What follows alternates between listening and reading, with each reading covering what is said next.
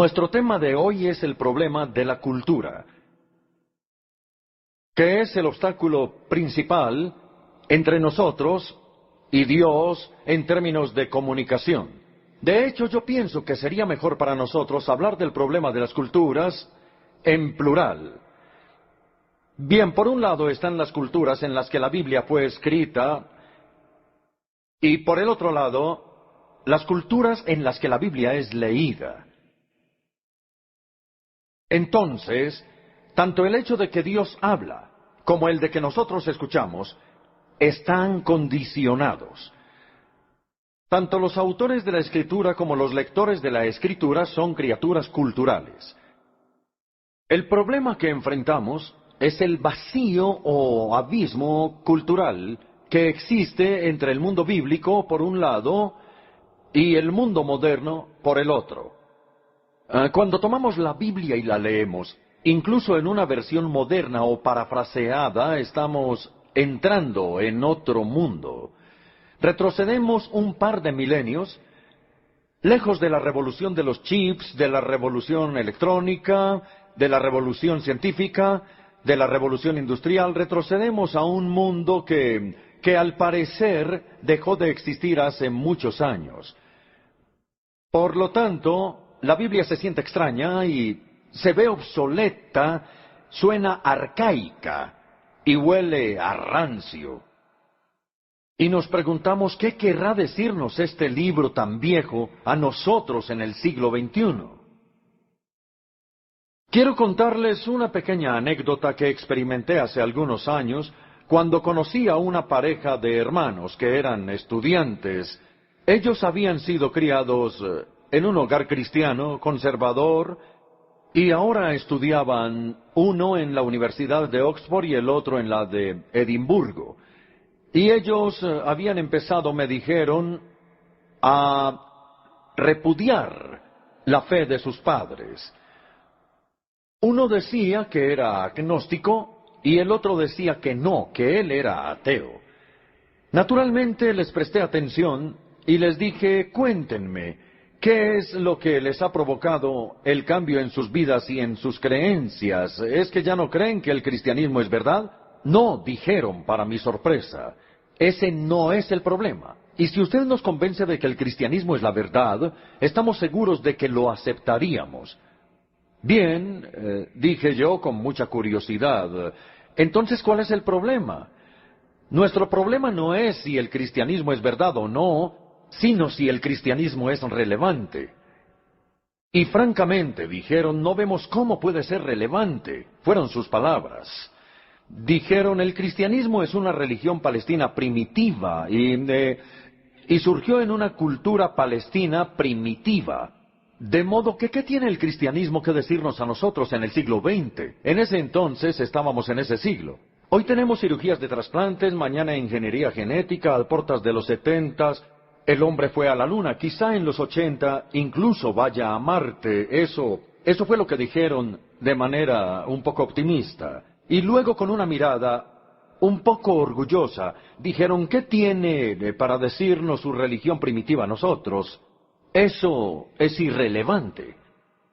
Bien, no voy a decirles cómo contesté porque no lo hice muy bien, pero con frecuencia le agradezco a Dios esa experiencia porque me dejó muchísimo más claro que nunca la tarea de comunicador cristiano, que no es hacer a Jesucristo relevante, sino demostrar su relevancia para el mundo de hoy.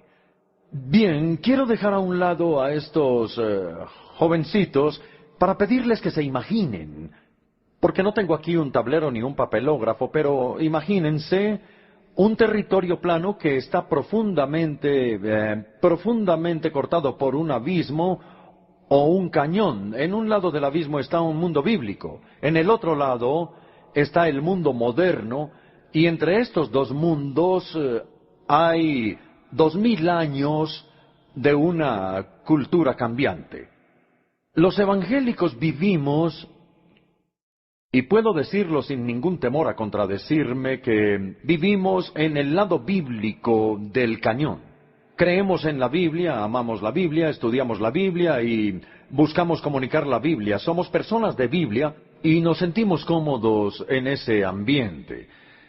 Pero por otro lado está el mundo moderno, y ese es un mundo muy, muy diferente. Entre el mundo bíblico y el mundo moderno hay estos 2000 años de cultura cambiante. Así que nosotros, los evangélicos en este lado del abismo, nos sentimos amenazados por el mundo moderno. Si ustedes son como yo, es decir, si son ancianos, si es que no son seniles, se sienten amenazados por el mundo moderno. Leemos un libro como el de Alvin Toffler, El shock del futuro, y quedamos en un profundo estado de shock del que parece que nunca vamos a salir, nunca. Entonces, cuando intentamos comunicar, ¿cómo lo hacemos? Bueno, nuestro sermón, nuestra comunicación, nuestro discurso, o lo que sea, sale de la Biblia. Por supuesto, no soñaríamos con predicar sobre otra cosa, pero luego sube al aire y nunca llega a aterrizar en el otro lado.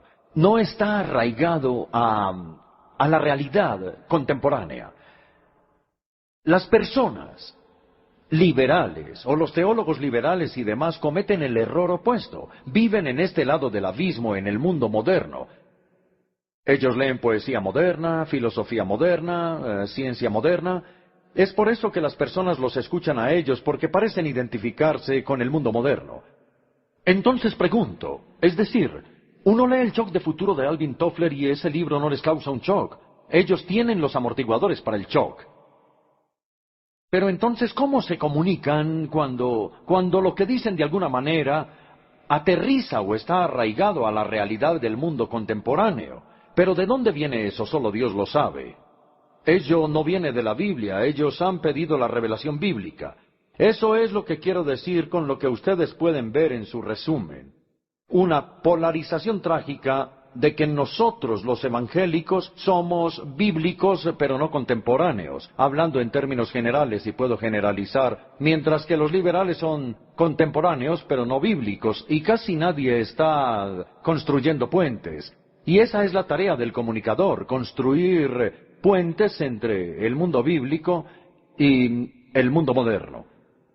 Bueno, todo eso era una introducción. Entonces, después de considerar el abismo cultural entre el mundo bíblico y el mundo moderno, vamos a mirar los dos escenarios culturales por separado, de manera separada.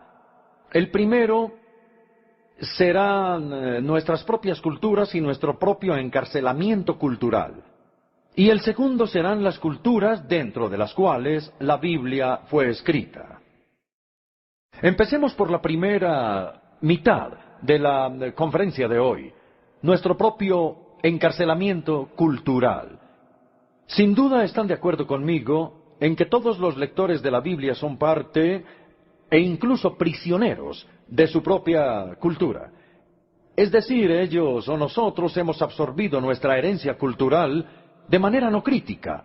Y entonces la manera como pensamos, la manera como hablamos, la manera como nos vestimos, cómo comemos, cómo jugamos, son determinadas por nuestra crianza cultural. De allí el valor que tiene viajar. Cuando viajamos de nuestro país natal a otro, entonces se hace posible mirarnos a través de los ojos de otras culturas y es posible escucharnos a través de los oídos de otra cultura. Es posible incluso evaluarnos desde la perspectiva de la otra cultura. Y todo eso es una experiencia muy valiosa. Recuerdo muy bien hace muchos, muchos años, probablemente en la década de los 60, cuando fui por primera vez a Estados Unidos. Después de una conferencia, una mujer se me acercó por el pasillo para hablarme y ella tenía muchas perlas. Entonces se acercó y me dijo, ¡ay, cómo me gusta su acento! Yo estuve tentado a responderle, ¿cómo así que mi acento? Yo no tengo ningún acento, usted es la que tiene acento. Usted tiene acento estadounidense, yo hablo el inglés de la reina, pero usted no. Pero por supuesto no dije eso, solo me sentí tentado a hacerlo. Pero ahora les confieso con algo de vergüenza, que ese fue el primer motivo por el cual yo me di cuenta claramente de que tenía un acento. Pero la verdad es que todos tenemos un acento y hablamos con acento. Años después de haber hablado con esa señora, estaba yo en las Filipinas.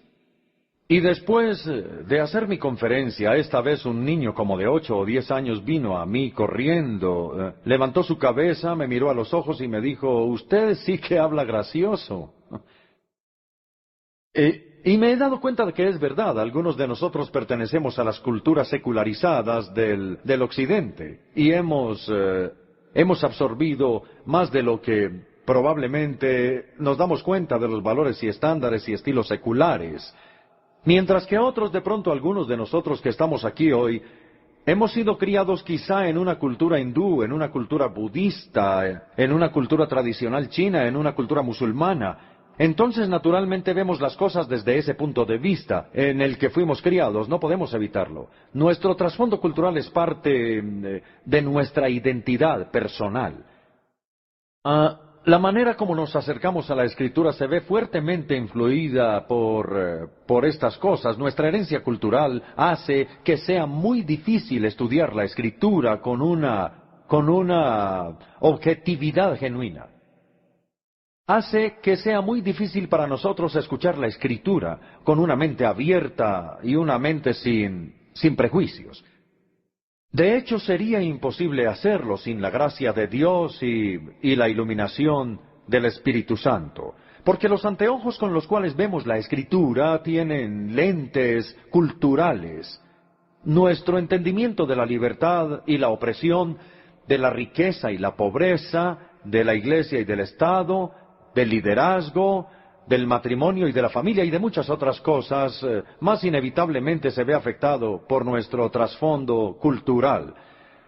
Además, nuestra cultura no solamente incluye nuestra raza, nuestra nacionalidad, nuestros ingresos, sino que también incluye nuestro sexo, edad, trabajo, etc. Por ejemplo, quiero aclarar esto un poco más.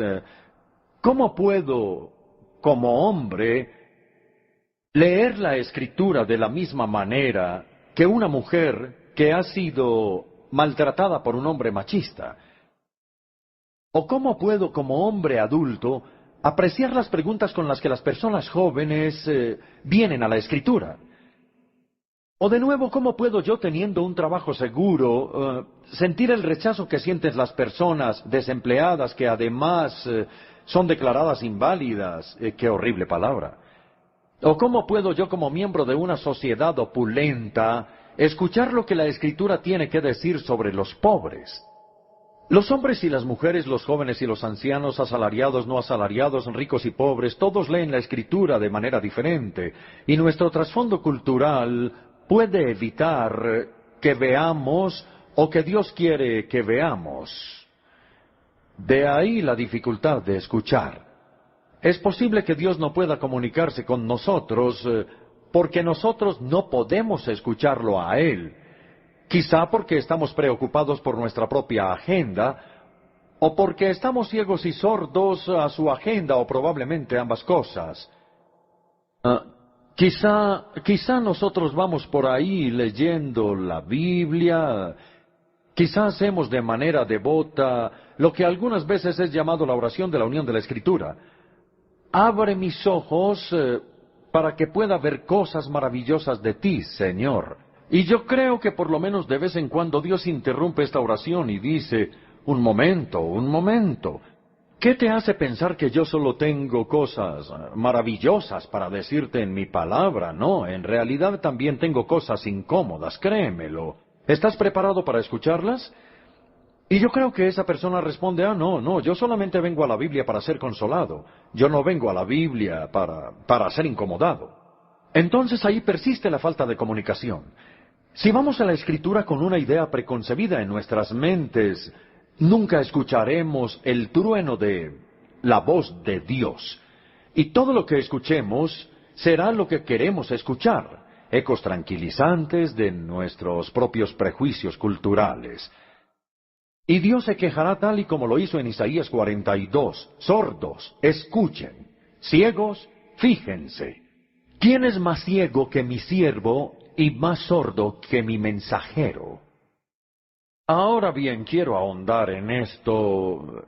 que muestra la infidelidad de la Iglesia. Estoy seguro de que todos estamos de acuerdo en que durante toda la larga historia de la Iglesia, pocas veces la Iglesia ha estado en armonía clara con la palabra de Dios. En cambio, la Iglesia frecuentemente ha sido justo lo que se le prohíbe ser, es decir, conformista. Se ha dejado moldear más por el mundo que por la palabra.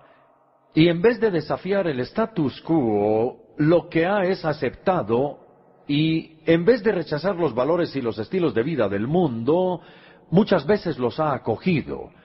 La Iglesia generalmente se ha acomodado a la cultura que prevalece, ha saltado a los vagones de la moda y ha tarareado todas las melodías populares.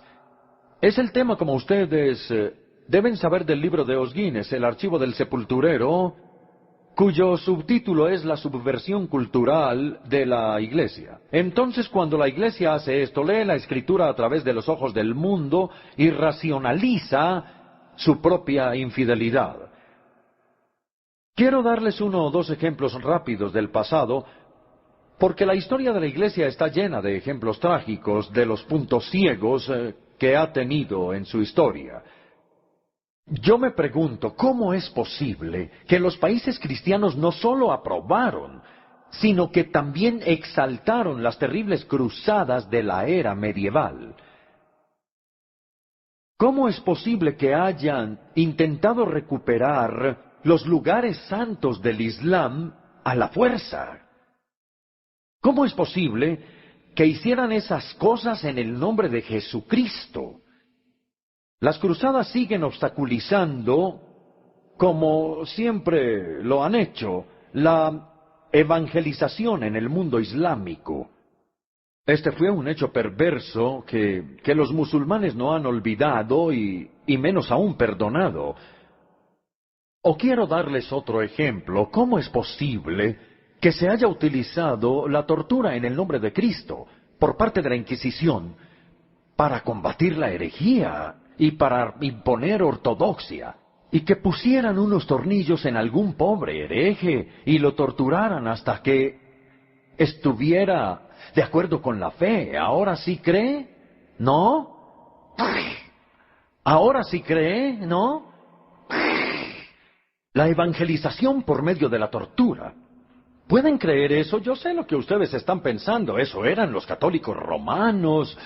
Los protestantes nunca habríamos hecho eso. Bueno, yo no estoy tan seguro. Yo me pregunto cómo es posible que las iglesias protestantes no tuvieran virtualmente ninguna misión durante siglos. Y cuando William Carey el Bautista dijo en la reunión de ministros, es posible que ustedes conozcan la historia, y sugirió que debía haber una misión a la India, y el presidente de la reunión dijo, siéntese, jovencito. Y lo dijo con gran arrogancia. Siéntese, jovencito, cuando Dios quiera convertir a los hindúes, lo hará sin su participación ni su mente. ¿Acaso él no había leído la Gran Comisión? ¿Acaso no había leído la Biblia, que está llena de misiones? De nuevo, este era un punto ciego. ¿O cómo es posible que la cruel degradación de los esclavos y el comercio de esclavos no fuera abolida en el llamado Occidente cristiano hasta 1800 años después de Cristo? Gracias a Dios fue abolida en ese entonces, pero no debió haber sido abolida por mucho tiempo. ¿O cómo solo después de la Segunda Guerra Mundial se reconoce lo terrible de la discriminación racial y de la degradación ambiental? Esto por mencionar solo parte de esa verdad.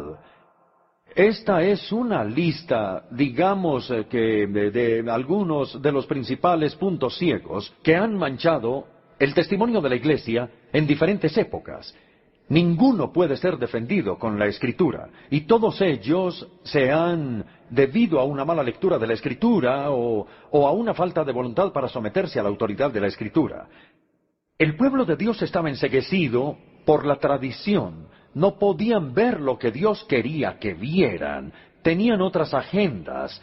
No querían escuchar nunca la agenda de Dios. Bien, pero todo eso es el pasado. ¿Qué hay del presente? ¿Qué hay de la ceguera contemporánea? Es muy fácil criticar a nuestros antepasados cristianos por su ceguera, pero es mucho más difícil ser consciente de nuestros puntos ciegos. ¿Y qué verá, me pregunto yo ahora, qué verá la posteridad como nuestros principales puntos ciegos al principio del siglo XXI? Cuando se escriba la historia de la Iglesia de principios del siglo XXI, ¿qué van a decir los historiadores sobre nosotros? ¿Se han hecho esa pregunta? Yo creo que ellos van a decir, ¿cómo es posible que esos buenos cristianos, bien educados y bien intencionados, cristianos del All Souls, en ese día de febrero, cómo es posible que ellos no hayan visto? ¿No hayan visto qué? Ustedes deben responder a esa pregunta. Por mi parte, yo creo que diría que una cosa es la desigualdad económica del norte y del sur y que sigue, a pesar de que hay buenos intentos por superarla. Pero la continua presión económica del norte sobre el sur es muy evidente, y aquellos de nosotros, que yo creo que somos la mayoría de aquí, que vivimos en circunstancias opulentas, debemos simplificar nuestro estilo de vida económico, no porque pensemos que eso va a solucionar los problemas macroeconómicos del mundo, sino sencillamente por su solidaridad con los pobres. Debemos preocuparnos más por los pobres de lo que lo hace la mayoría de los cristianos evangélicos. Otro punto ciego que creo que voy a mencionar, porque creo que es actual, es la amenaza del uso de las armas de destrucción masiva. Algunos cristianos, por supuesto, son pacifistas, y ha habido una tradición muy noble del pacifismo, y eso lo respetamos en la iglesia cristiana. Bien, otros defienden lo que se llama la teoría del mundo justo, pero en ambos casos, los que lo hacen siempre han insistido en que el uso de la fuerza es justificable solo si es controlado y discriminado. Pero las armas de destrucción masiva son intrínsecamente y controladas e indiscriminadas, y por eso deben ser vedadas por la conciencia cristiana. La Iglesia Católica Romana las ha descrito a estas armas como un crimen contra Dios y contra el hombre mismo. Otras iglesias de todo el mundo han convertido varias veces las armas de destrucción masiva, pero nosotros los cristianos evangélicos, como un todo, si es que puedo generalizar, con algunas excepciones, individuales notables, nunca hemos hecho una protesta o un pronunciamiento público contra las armas de destrucción masiva.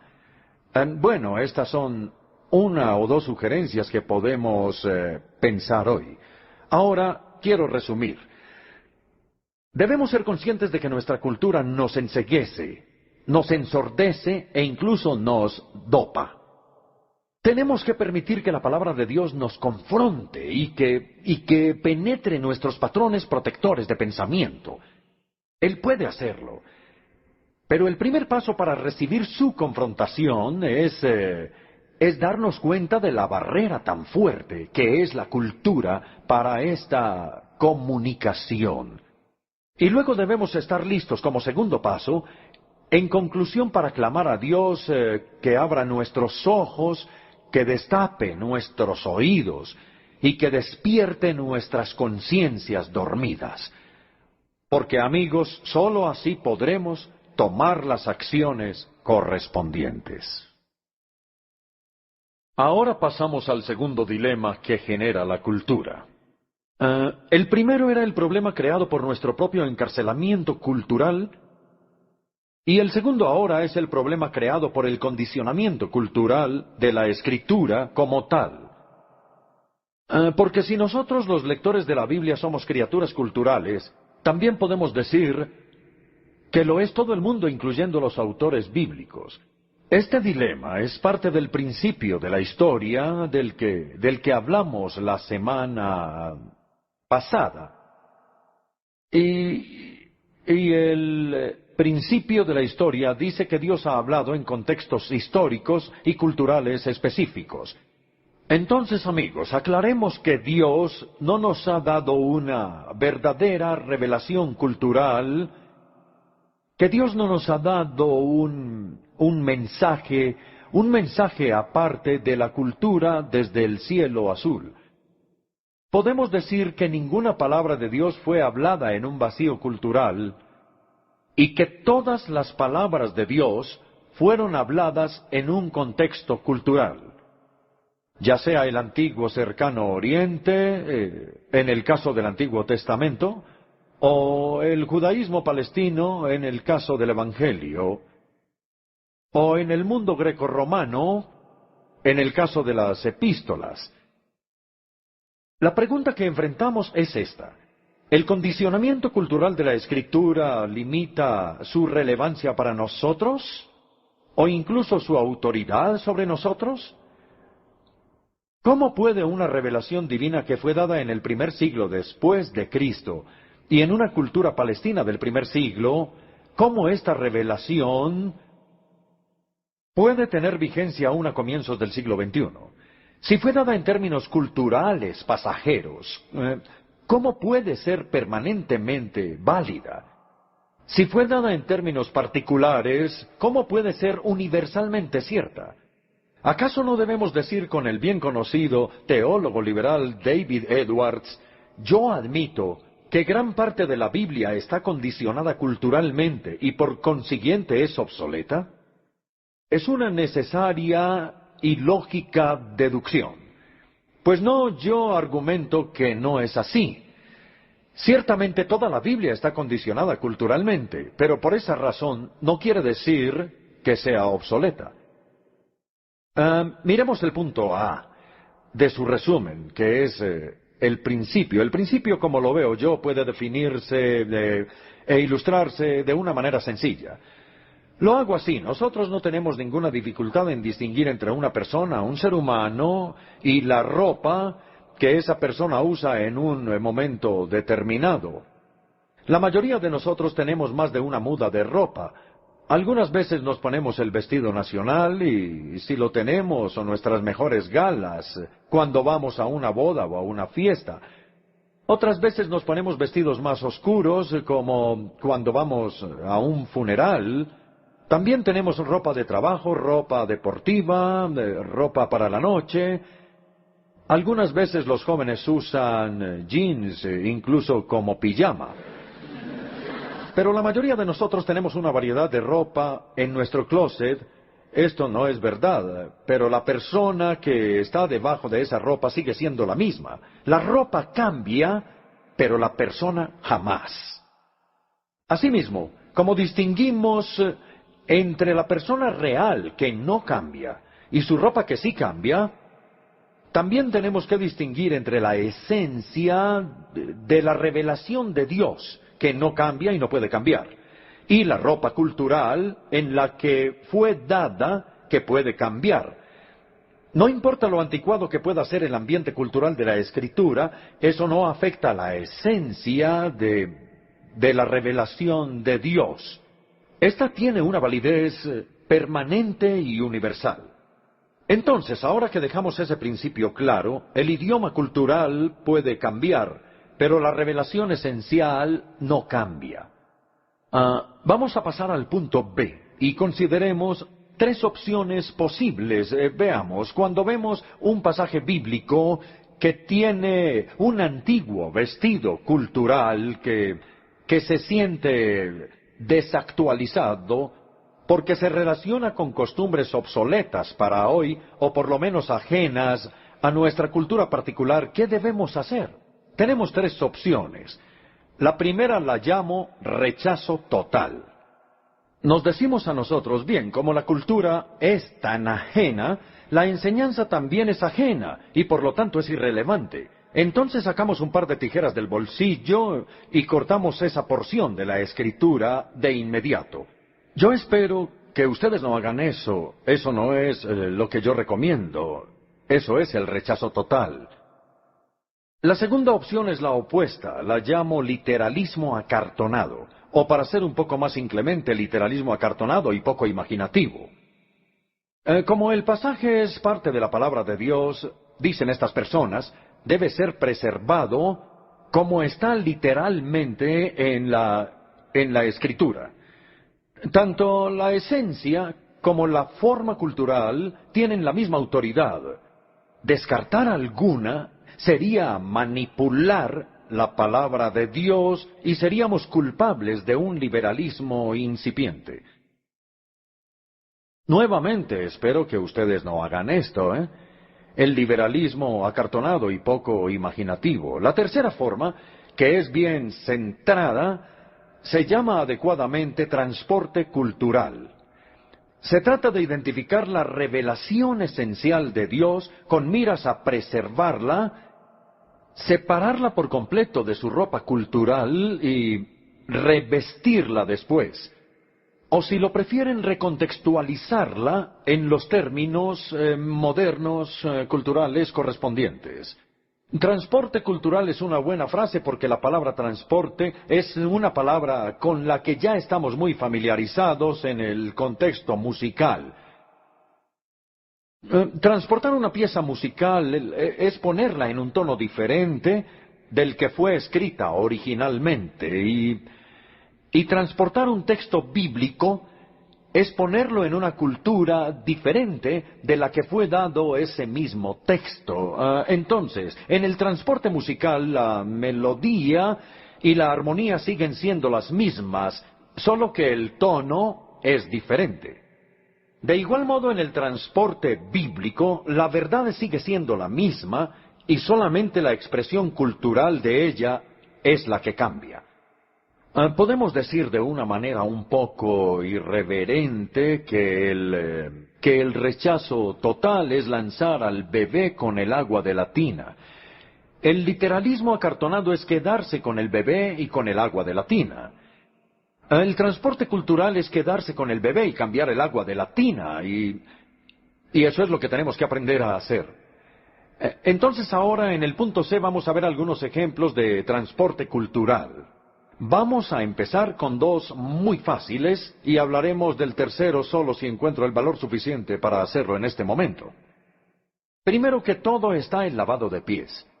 Recordarán ustedes que en el Evangelio de Juan, capítulo 13, durante la última noche que Jesús pasó con los discípulos, antes de la crucifixión, en medio de la cena Él se levantó, tomó una toalla y lavó y secó los pies de sus discípulos, y esta es una historia muy conocida. Cuando Jesús retomó su lugar, después de haberles lavado los pies, les dijo, pues si yo, el Señor y el Maestro, les he lavado los pies, también ustedes deben lavarse los pies los unos a los otros. Les he puesto el ejemplo para que ustedes hagan lo mismo que yo he hecho con ustedes. Jesús les dio a sus discípulos un mandamiento sencillo de lavarse los pies de manera recíproca, mandamiento que yo creo que todos hemos desobedecido. Probablemente hemos creído que no es necesario obedecerlo. Entonces, ¿cómo manejamos un pasaje cultural como este en la Biblia? En los días de Jesús, lavarse los pies era una práctica cultural común. Cuando alguien era invitado a cenar en casa de un amigo, quizá caminaba descalzo o en sandalias. Las calles estaban muy polvorientas y sucias, y al llegar a la casa del amigo, un esclavo lo recibía y le lavaba los pies. Sin embargo, hoy toda la cultura, toda, ha cambiado. Las calles son limpias hoy en día y llevamos zapatos y medias o zapatos y calcetines. Viajamos en auto o en transporte público y, bueno, al llegar a la casa de los amigos, ningún esclavo va a recibirnos, porque ahí no hay esclavos. Nuestro huésped nos saluda y nos dice, ¿puedo lavar tus pies? No, no hacen eso. Sino que dicen, ¿quieres lavarte las manos? Como pueden ver, toda la cultura es diferente. Entonces, ¿qué hacemos? Pues miremos las tres opciones. Un rechazo total. Lavarse los pies no es parte de nuestra cultura occidental. O el literalismo acartonado. Debemos ir y decirles a las personas, disculpe, ¿será que puedo quitarle los zapatos y las medias para lavarle los pies? No hacemos eso. Seguramente ustedes piensan que el Papa si lava los pies de 12 personas pobres en Roma el Jueves Santo, los menonitas tienen una ceremonia para lavar los pies en la Cena del Señor. Y hay algunas iglesias africanas y asiáticas que también preservaron esta costumbre.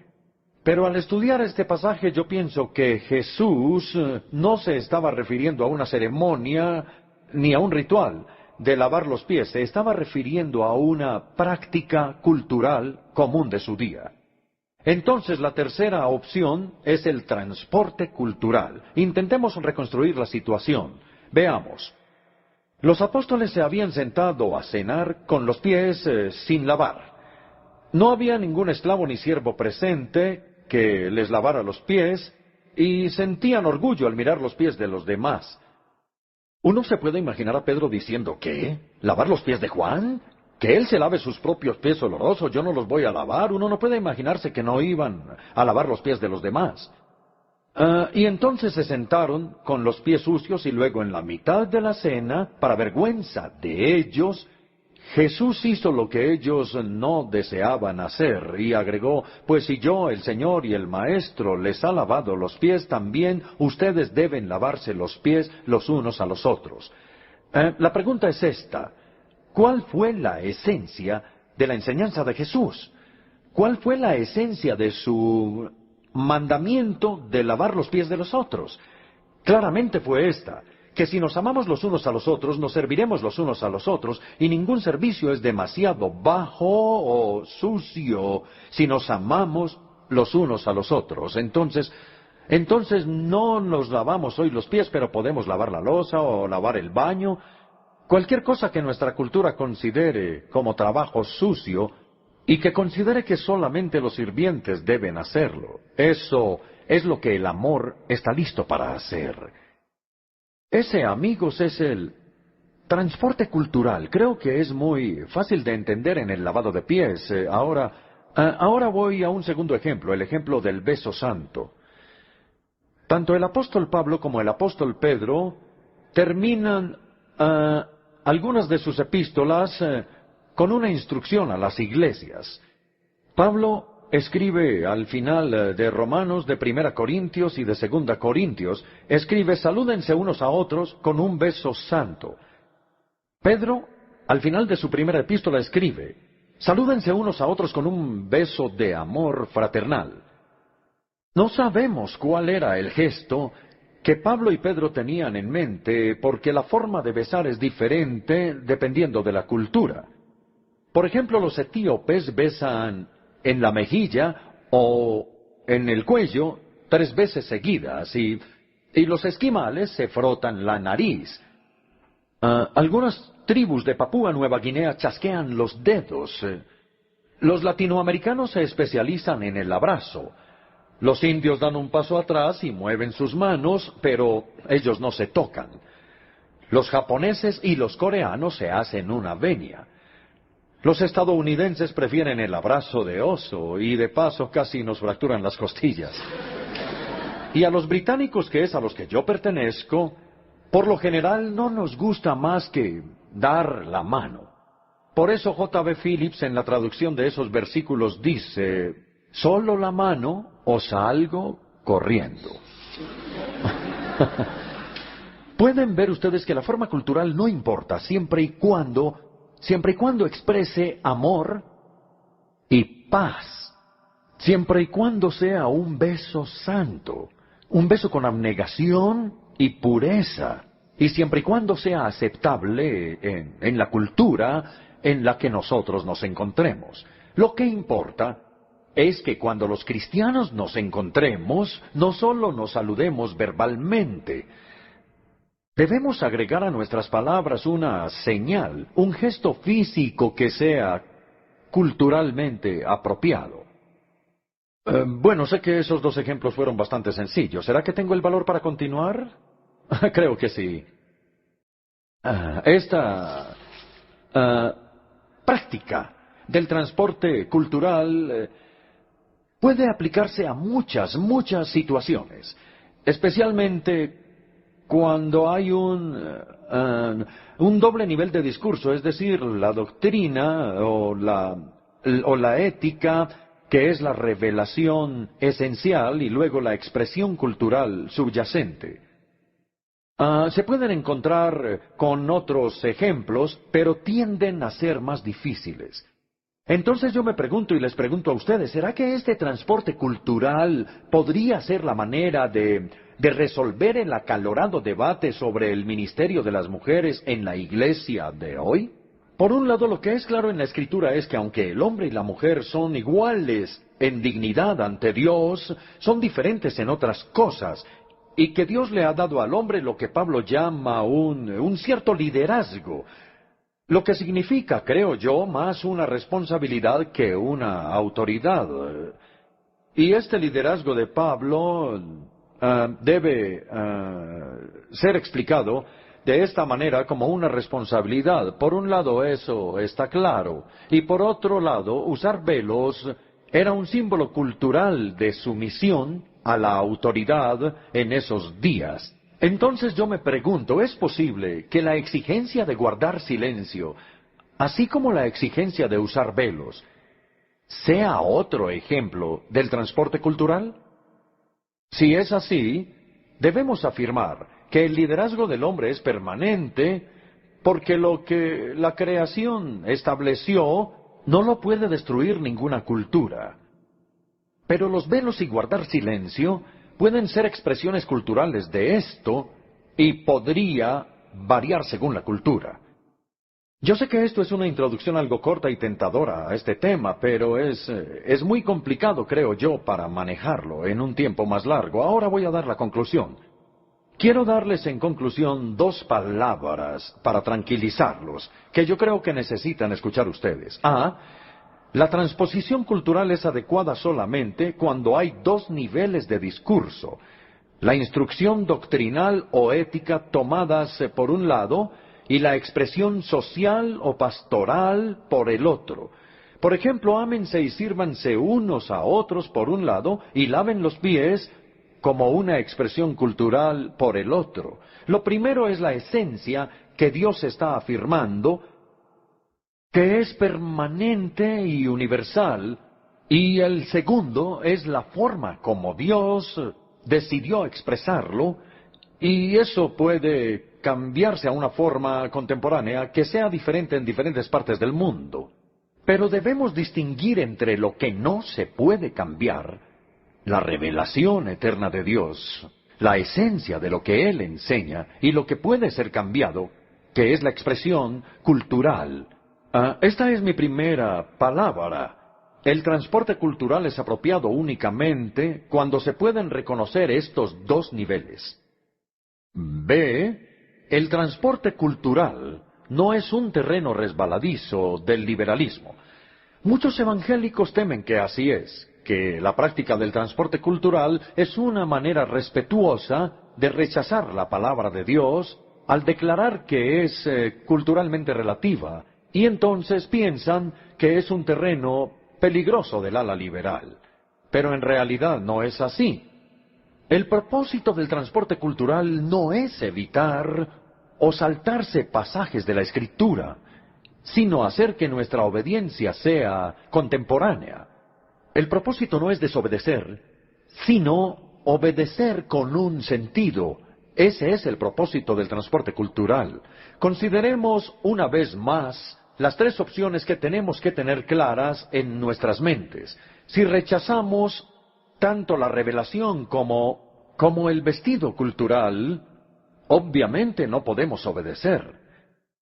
Si les damos a estos 2 aspectos una validez permanente y universal, nuestra obediencia va a ser muy mecánica. Pero en tercer lugar, solo si transportamos la palabra de Dios en una forma cultural contemporánea, nuestra obediencia va a ser viva, contemporánea y relevante.